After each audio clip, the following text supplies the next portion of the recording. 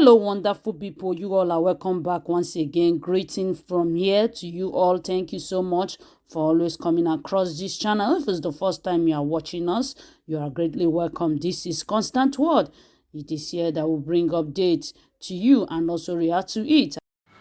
Hello and welcome to this video.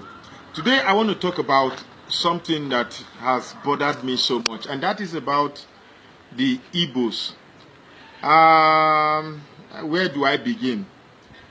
Now, I've continuously wondered why the Igbo speaking people are disliked almost everywhere in the country, and I suddenly came to this realization, and perhaps I'm even sure even the Igbos themselves don't know this realization. So it's a privilege that I want to share this to the world.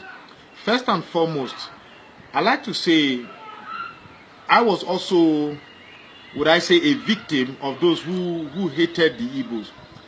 Then it suddenly dawned on me one day to ask myself, what is it exactly that I hate about the Igbos? Why do I really hate them? And I realized that there was absolutely no reason at all.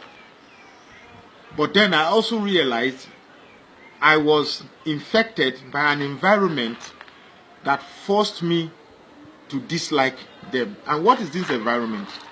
Like in my previous videos, I've made it known to almost everyone that I've lived in this north for 52 years. 52 years.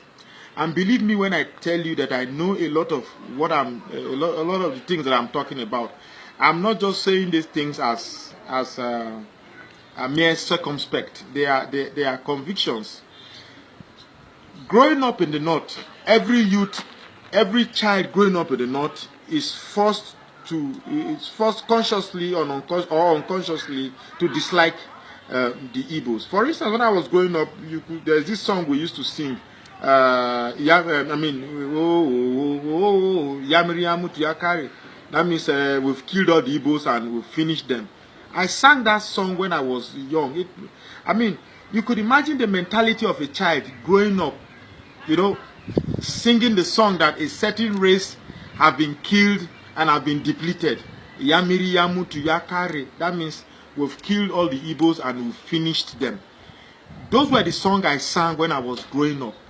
And imagine when I was singing this song, the kind of psychological input it must have made in me. As a child, I'll be asking why was it necessary that the Igbos should be killed?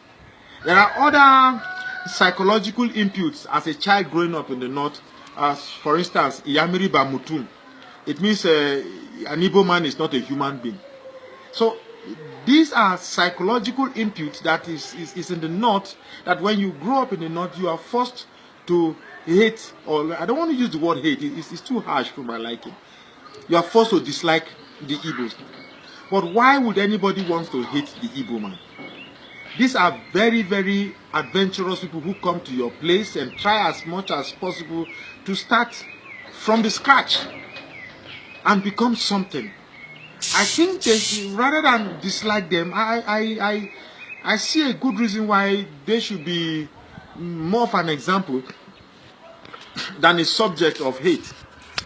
Believe me, in the last few years, I've come to understand the Igbos as very, very nice people. So I want to urge that is not to say they are perfect. For instance, yes, some an Igbo man could come to your place, get a few shop. Over some time, when he makes some money, he becomes arrogant. But that really doesn't harm anybody. The bottom line, the sum total of it is that these are really, really nice people. And believe me when I say that I am not an Igbo man. I am an Urobo man.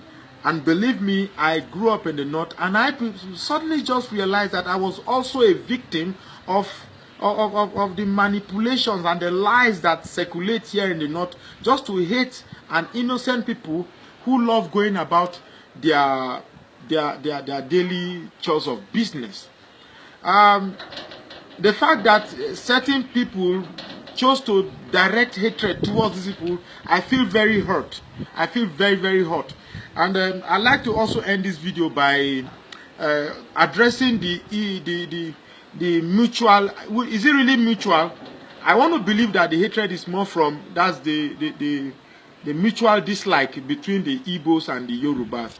I really don't. I think the Igbos, from my research, from my conviction, are really willing to open an arm of friendship to the Yorubas. But somehow the Yorubas, from what I've understood, they like referring to histories and seem not to want to forget about what happened in the past. Awolowo is dead. Azikiwe is dead. All the people you refer to in the past are all dead. These are a new generation. This is a new era. Why don't we form a new beginning so that we rediscover ourselves? The people who are referred to as a reason to perpetuate this hatred between the Yorubas and Igbos are all dead. So why don't we find a new reason to start to re-establish a new bond? Because let me tell you, it is the hatred that persists and perpetuates between the Yorubas and the Igbos that has continuously given the Northern Caliphate edge to continuously rule us. So I'd like to end this video to say, please, I really don't know how it's going to begin, but I know it's starting. For instance, let me make reference to the handshake across the Niger. It is starting, but the youths of these days seems to want to continuously, hold on to history that helps in no way to build bridges between the Igbos and the Yorubas. Let me tell you, the day the Yorubas and the Igbos decide and realize that they need to bury the hatchet, that is the end of northern domination in this country. So I am urging the Yorubas and Igbos to please find a way, find a common bridge to meet, and let every water that has flowed under the bridge flow away, and then, charter a new course of coexistence. I'd like to stop here, but the bottom line of this video is to tell the world that whatever propaganda, whatever medium that has been used to circulate to the world that the Igbos are bad people, no. The Igbos are very, very nice people. They are lovable, and I urge the world to love them anywhere you find them in the country. They are the victims here. They are certainly not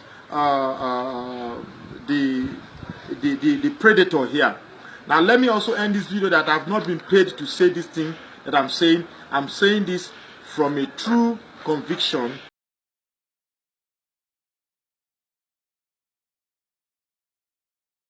My wonderful people, we can see the true fact of why all the time it look as if it's the Biafrans, it's the IPOP, it's the Igbos that is the problem.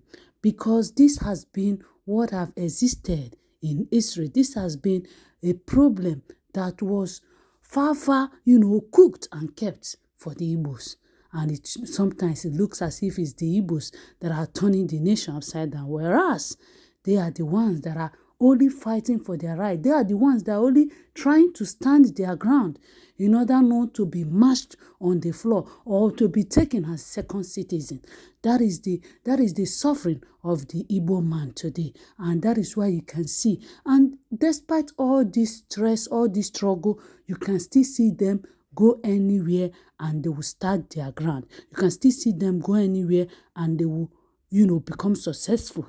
Thank you so much for watching. Don't forget to like, share, and drop your own comments. Always remember, this is Constant Word.